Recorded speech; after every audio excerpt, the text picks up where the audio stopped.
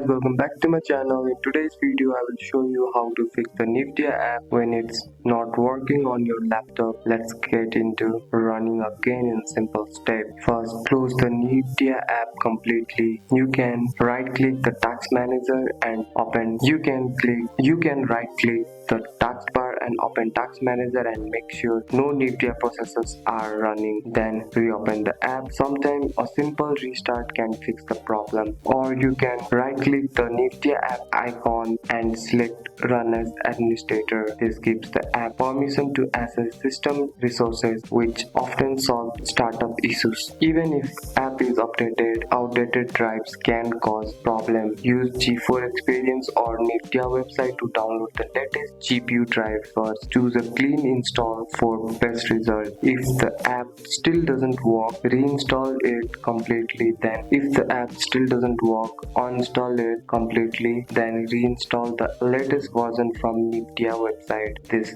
fixes corporate file that may prevent in the opening. That's it. That's all for today's video, guys. If you found this video helpful, drop a like and subscribe for more videos. Thanks for watching. See you in next one.